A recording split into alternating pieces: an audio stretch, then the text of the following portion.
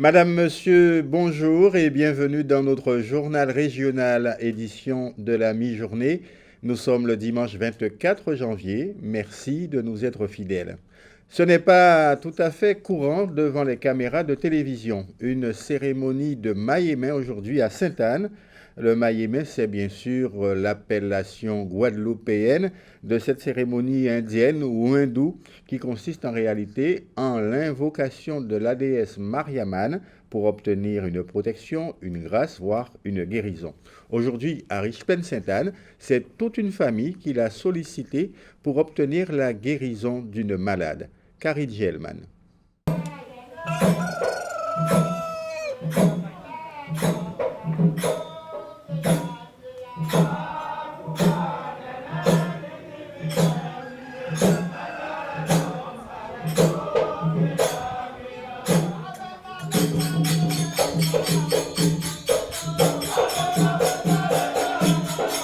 Soigner sa sœur malade, un homme a fait appel à Ketel Lachuman pour une grâce à la déesse Mayémé.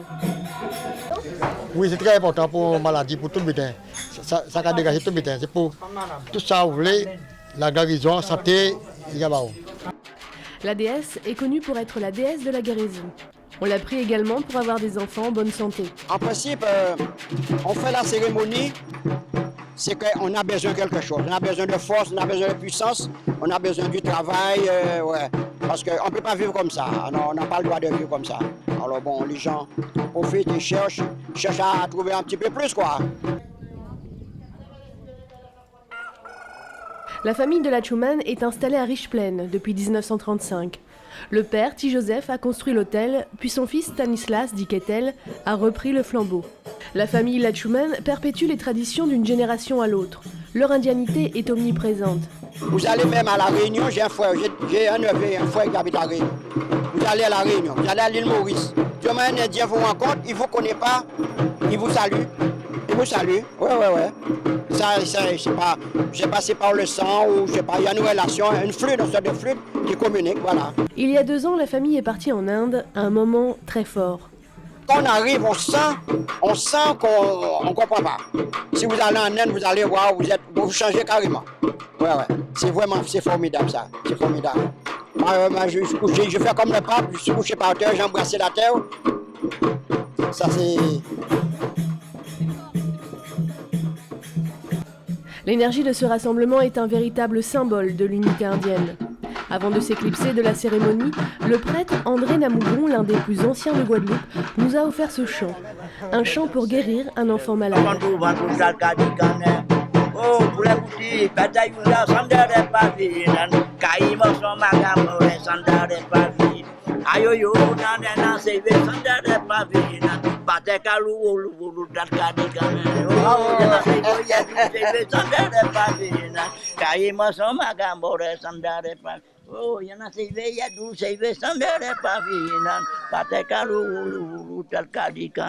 Bravo, c'est Et on aura la traduction une prochaine fois, c'est promis. Le SDIS, le service d'incendie et de secours, nos sapeurs-pompiers tout simplement recrutent actuellement des volontaires et un grand nombre compte tenu de ses besoins. Le moins que l'on puisse dire, les volontaires ne manquent pas. En novembre dernier, ils étaient 1400 à s'être présentés aux tests physiques et écrits. Un peu plus de 250 ont été admis, répartis entre Grande Terre et Basse Terre. Aujourd'hui, la centaine de récipiendaires de la Grande Terre étaient officiellement engagés. Ils avaient rendez-vous plutôt à la caserne centrale des Abîmes. Le reportage de Max Cyril. Suite à des tests physiques et écrits d'engagement des sapeurs-pompiers volontaires du SDIS de la Guadeloupe, 117 candidats ont été retenus pour le groupement Grande Terre, c'est-à-dire toutes les communes de la Grande Terre, la Désirade et Marie-Galante. Alors, ces candidats ont réussi, donc on peut passer avec succès les tests physiques qui sont d'abord qui comportent des épreuves de natation, de gainage, de pompe, et également les tests de Kili et Cooper qui sont des tests de course. Ces candidats auront encore des tests à effectuer avant d'être véritablement sapeurs-pompiers volontaires. Là, ils sont effectivement en train de devenir sapeurs-pompiers volontaires. car avant de passer pompier volontaire, il faut aussi qu'ils réussissent avec succès l'aptitude médicale. Donc c'est pour ça que le médecin-chef est avec nous, présent aujourd'hui. Et donc après, ils vont avoir une formation. C'est une formation d'abord en secours à personne, puisque le secours à personne représente plus de 75% de nos activités opérationnelles. Et le cœur de notre métier même, c'est l'incendie. Donc ils vont également avoir après 3 semaines de formation en incendie. Le SDIS est extrêmement fier de recevoir ces jeunes qui sont un exemple de citoyenneté, qui ont des valeurs de servir, d'aider les autres et de donner de leur temps. On voit bien que les pompiers ils sont souvent surmenés, qu'on les appelle à droite à gauche. Donc ça veut dire qu'ils ont besoin de nous. Et j'ai bien voulu participer à cette aventure pour pouvoir porter ma pierre à l'édifice. Donc voilà. C'est un honneur pour moi d'avoir été sélectionné pour continuer la formation de sapeur-pompier volontaire. Sapeur-pompier volontaire, c'est une activité qui me motive tout simplement parce que, étant étudiant, ça me fait avoir une activité tout d'abord physique et aussi me rendre utile pour la population guadeloupéenne. J'ai voulu être pompier volontaire parce que je trouve que la vie est importante. Donc secourir les autres, aider aussi les pompiers, c'est quelque chose de très important pour moi. Le 31 janvier, 141 candidats pompiers volontaires seront reçus au centre de secours de Saint-Claude pour le groupement Basse-Terre. L'EFS, de son côté, l'établissement français du sang, a lancé une nouvelle campagne de collecte de sang pour cette période carnavalesque où les Guadeloupéens se font malheureusement encore plus réticents à donner leur sang. Mais les besoins sont si importants et le manque tel que l'établissement veut sans cesse solliciter le grand public. Reportage Max Cyril toujours. Le besoin de sang se fait toujours sentir en Guadeloupe et exceptionnellement, le site de l'établissement français du sang est ouvert aujourd'hui et après les fêtes de fin d'année, les réserves se sont épuisées. En Guadeloupe, on a des besoins importants puisque on n'atteint pas ce qu'on appelle l'autosuffisance, donc on ne recueille pas suffisamment de poches par rapport aux besoins de sang des malades. Et on a particulièrement besoin de sang en Guadeloupe à cause des accidentés de la route et surtout des drépanocytaires, donc des gens atteints de la drépanocytose qui sont transfusés très régulièrement. Comme j'ai un sang important, donc je profite de ça simplement. Il n'y a pas de raison particulière, on va dire. Donc c'est vrai qu'on sait que la semaine gras, on a très peu de donneurs, donc on essaye les semaines qui précèdent d'avoir le plus de donneurs possible pour compenser un peu cette semaine festive où les gens sont trop occupés à venir donner. Les motards se sont mobilisés aujourd'hui car, bien évidemment, ils sont très concernés et sensibles à cette cause par solidarité, mais ils savent aussi que leur passion comporte des risques. Je pense que c'est très important de donner son sang, donc pour plusieurs raisons. D'accord, sauver une vie, c'est très important. Donc en tant que motard, donc demain on peut se trouver dans le cas, donc on a besoin du sang, donc voilà. Ça peut servir à tout le monde, ça peut sauver des vies, c'est gratuit. Et puis ici on est tous des motards, la solidarité motarde c'est pas un mythe. Je pense que ça peut aider, sauver une vie ou aider quelqu'un qui est en détresse. Je pense aussi que peut-être un jour j'en aurai besoin, donc j'aimerais que d'autres donnent leur sang dans ce but également. Les personnes de 18 à 70 ans peuvent donner leur sang. Il suffit de se rendre sur un lieu de collecte ou à l'établissement français du sang qui se trouve à côté du CHU. Et mardi prochain, de 14h à 18h, le camion de collecte sera sur la place du marché de Saint-François. Je vous invite maintenant à partir à la découverte d'un homme, monsieur hors du commun. Il s'appelle Étienne Crane et à 81 ans, c'est l'un des derniers producteurs de café purement guadeloupéen. Un café qui est commercialisé malgré une production très fluctuante compte tenu de sa méthode artisanale, ancestrale même, et surtout soucieuse de l'environnement. Karine Gielman est allée à sa rencontre.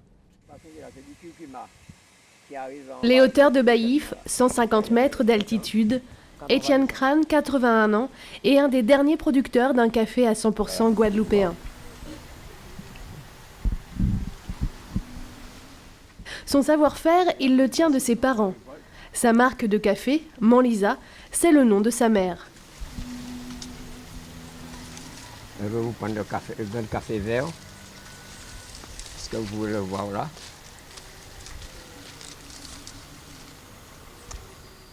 Le café produit dans le domaine d'Étienne est du pur arabica, issu des caféiers descendants des tout premiers arbustes plantés à Sainte-Anne en 1721. Dans cette commune, le café n'a pas pris.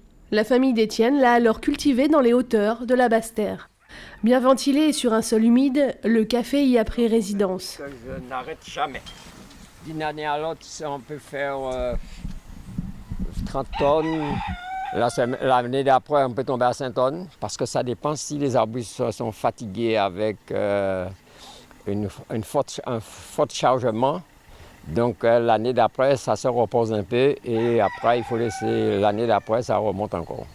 Ici, c'est 5 hectares 50 et il y a environ 6000 plants de café dessus. Et malheureusement, quand la saison commence, je laisse tomber tous les premiers cafés.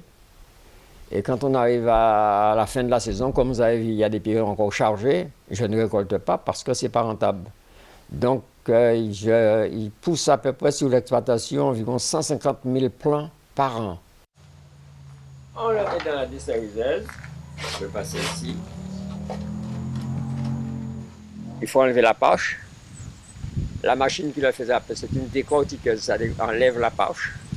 Après, il faut trier le café des grains qui sont noirs avant de le faire torréfier. Le café de Guadeloupe aura donné naissance à de grands crus, dont le Blue Mountain de Jamaïque. Mais aujourd'hui, l'or noir de la Guadeloupe, l'un des meilleurs cafés reconnus au monde, s'éteint. De 4000 tonnes en 1790, il est passé à 120 tonnes en 1920. Bien qu'il ait remonté depuis, la France continue d'importer des cafés venus de l'extérieur. Ça, c'est une fois qu'il a été grillé. Et ça a été grillé et ça s'est grillé il y a 3 jours. Et ça, il y a à peu près 8 jours. C'est regrettable pour l'économie guadeloupéenne et le développement économique et social. Parce que le café, c'est un porteur d'emploi. Même si c'est saisonnier, mais c'est très important. Pour obtenir une dizaine de kilos de café, il faut à peu près 100 kilos de graines. Le coût de la main-d'œuvre est très cher. Et Étienne, lui, pour réduire ses coûts, a mis en place sa méthode « La nature fait le travail ». Bananes, papayes, gingembre, entre autres, préservent des maladies son café et évitent l'utilisation d'engrais ou de pesticides. Il n'a plus qu'à récolter. Et ce qu'il faudrait aujourd'hui, c'est peut-être de mettre une taxe sur le café importé pour distribuer à la production locale, compte tenu du coût de la vie dans le territoire européen. Les graines de la Côte-sous-le-Vent vont bientôt se développer en Guyane, qui souhaite développer à nouveau ses plantations de café. En Haïti, il n'y aura donc pas aujourd'hui de deuxième tour de l'élection présidentielle comme initialement prévu. Le Conseil électoral provisoire a annoncé ce nouveau report il y a tout juste 48 heures au motif de la violence qui règne actuellement dans le pays. D'ailleurs, plusieurs infrastructures du CEP ainsi que des centres de vote ont été incendiés au cours des derniers jours. Et après l'annonce de ce report, le gouvernement, lui, dans un communiqué, a informé de la tenue prochaine d'un conseil des ministres extraordinaire sur la sécurité. Affaire à suivre. Le reste de l'actualité dans notre grande région de la Caraïbe. Antigua. Le Premier ministre Gaston Brown a annoncé jeudi dernier que l'impôt sur le revenu sera supprimé dans son intégralité dès le mois d'avril. Il rappelle que c'était une de ses promesses électorales et que son gouvernement honore toujours la parole donnée au peuple. Lors de son discours de présentation du budget, Gaston Brown précise que cette abrogation permettra à ses concitoyens de dépenser plus et ainsi de rendre l'économie du pays plus dynamique. Certes, c'est une enveloppe de plus de 30 millions de dollars caribéens qui ne rentrera plus dans les caisses de l'État, mais Brown informe que le recouvrement de l'impôt représentait un coût pour le gouvernement, vu les difficultés d'exécution, le sentiment d'iniquité qu'il génère et les fraudes engendrées. L'objectif affiché de cette abrogation est de rendre Antigua et Barbuda plus compétitifs dans les Caraïbes et une destination incitant à l'investissement. Le Premier ministre informe qu'Antigua et Barbuda deviendront un endroit concurrentiel pour attirer le siège des entreprises internationales et créer plus d'emplois. Les retraités choisiront Antigua et Barbuda pour leur maison de retraite. Les investisseurs éliront maintenant Antigua et Barbuda face à leurs concurrents. Caraïbes. Lors du marché du voyage des Caraïbes qui s'est tenu mardi dernier aux Bahamas, le groupe Expedia, l'une des sociétés de voyage en ligne les plus importantes au monde, a rapporté que la demande de voyage a augmenté de 20% pour les Caraïbes au cours du dernier trimestre 2015. La société a également signalé que Punta Cana en République dominicaine reste en tête du marché avec plus de 15% de croissance sur une année. Suivent San Juan, Aruba et Montego Bay qui forment le trio de tête des destinations les plus achetées sur la plateforme Expedia. S'agissant des touristes, ils proviennent en très grande majorité des États-Unis qui demeurent un marché en croissance de 20%. Les touristes anglais sont plus nombreux de 45% dans la Caraïbe contre 10% pour les Français. Expedia informe que la Caraïbe est un marché important pour la plateforme avec plus de 2700 partenaires hôteliers et plus de 1000 nouveaux partenariats pour la seule année 2015. Expedia précise continuer à renforcer ses partenariats hôteliers afin de fournir encore plus de capacités et stimuler la demande dans la région. Bahamas, les passagers ont commencé à utiliser pleinement les services du Lignum Club, récemment ouvert à l'aéroport international Linden Pindling. Ouvert officiellement en octobre 2015, le Lignum Club offre aux passagers un accès aux principales installations et met en valeur la culture des Bahamas dans la conception et la décoration. Le club offre un service exclusif aux passagers et s'insère dans la volonté de positionner la destination bahaméenne sur le marché du luxe et de l'exclusif. Toute une palette de services est offerte aux passagers en attente de leur vol. Une alimentation fine, un centre d'affaires doté de postes informatiques, un bar à service complet, la télévision par câble, un large espace de réunion et même une conciergerie privée. Le Lignum Club de Nassau est exploité par l'aéroport de Nassau Development Company et est un membre du Priority Club, un réseau exclusif comptant 700 autres salons d'aéroports à travers le monde.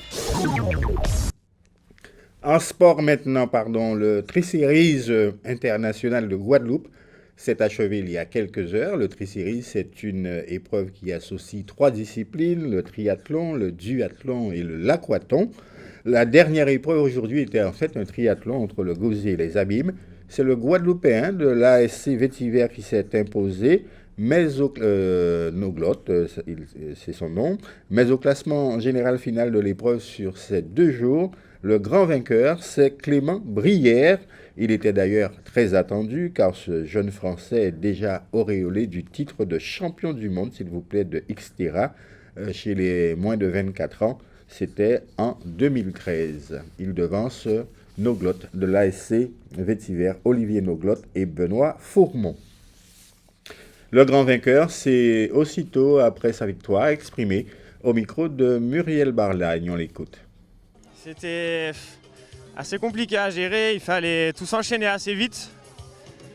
Donc bon, je me suis dit qu'il fallait faire le boulot et prendre un maximum d'avance dès le début.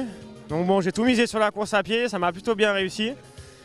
J'ai fait un gros aquathlon, un gros duathlon pour prendre un maximum d'avance. Après, je savais que j'étais un peu plus juste à vélo en ce moment, surtout face à Noglotte qui est quand même très fort à vélo. Du coup, je suis parti triathlon ce matin avec 1 minute d'avance et il fallait gérer, puis sortir une grosse course à pied pour s'arracher et puis garder ce maillot jaune.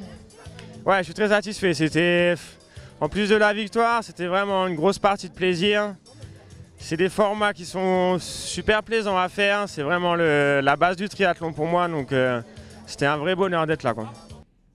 Autre épreuve internationale en Guadeloupe qui, elle, s'est achevée hier à Petit-Bourg, le tournoi de tennis ITF. Ce tournoi a été remporté c'est un tournoi féminin, a été remporté donc par la Tchèque Marie Bouskova qui a battu en finale la Française Théo Gravouille en 2-7, 6-4, 6-1.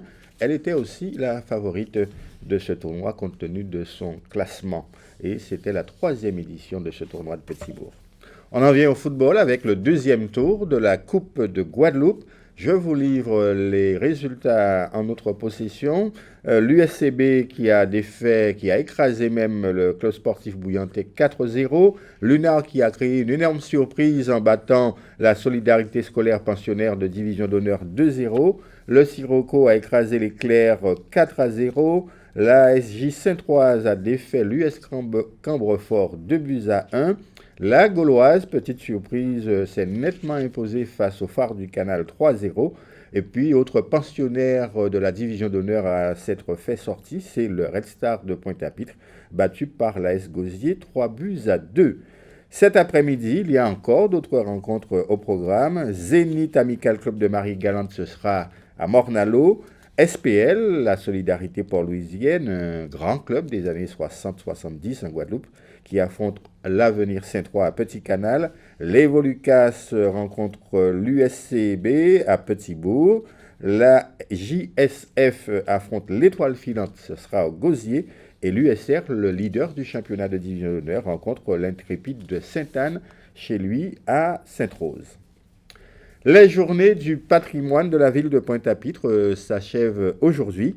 Placées cette année sous le thème de l'urbanisation, ces journées vous proposent encore aujourd'hui, vous pouvez donc aller les voir, des expositions au musée Saint-John-Perse, au centre culturel Réminé-Souta ou encore au pavillon de la ville, aux environs de la place de la Victoire.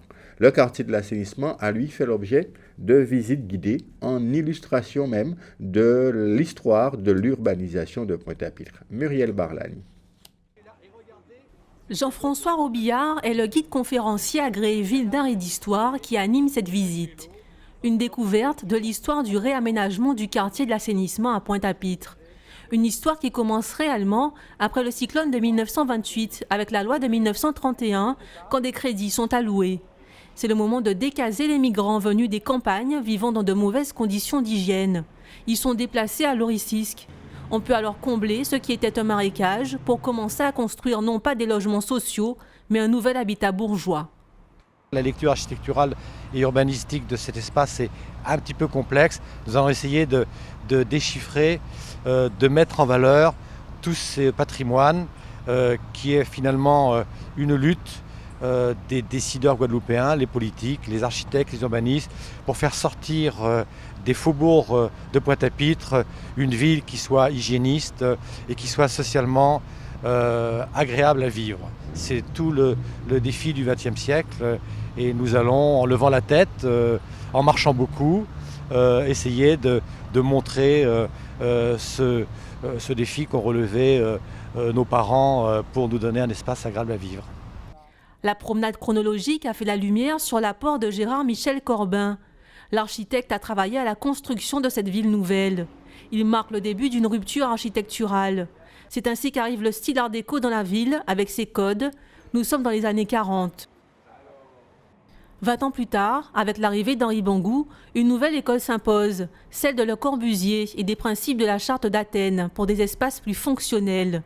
Ces styles qui cohabitent expliquent la diversité des types d'édifices présents dans le quartier de l'assainissement, une véritable découverte pour les visiteurs. Je suis guadeloupéen, j'ai 28 ans. J'ai fait ma scolarité dans les environs, mais je ne connaissais pas grand-chose de l'histoire de Pointe-à-Pitre, malheureusement. Et étant dans le tourisme, je pense Pointe-à-Pitre est un élément clé. La vieille ville, la vieille dame, on voit son évolution. La beauté de certains bâtiments architecturaux que l'on ne perçoit pas quand on passe en voiture et qui est cachée par beaucoup de fils électriques et d'autres bâtiments et enseignes commerciales. C'est des bâtiments cachés qu'on peut redécouvrir avec le guide conférencier. La ville de Pointe-à-Pitre programme ce type de visite chaque mois. Celle-ci était traduite en langue des signes française. Avant de nous séparer, je vous livre le temps qu'il fera sur notre archipel cet après-midi. Il y aura du soleil, mais le ciel sera encore nuageux avec des averses, en particulier sur les hauteurs et les reliefs, les côtes notamment. Les températures seront comprises entre 23 et 28 degrés. Sur Alizé, dans un instant, notre rubrique Innovation avec Karine Gelman, qui sera suivie du journal de TF1, la météo détaillée de la Caraïbe, l'agenda d'Alizé et puis le magazine Reportage. Et puis vous avez rendez-vous avec le carnaval sur Alizé en fin d'après-midi à partir de 18h, Alizé en folie sur le carnaval de Pointe-à-Pitre, 18h-19h, et un second rendez-vous, s'il vous plaît, à partir de 20h. Le carnaval, c'est bien sûr sur Alizé. Je vous retrouve à 19h pour notre seconde session d'information régionale. À tout à l'heure, bon après-midi sur Alizé.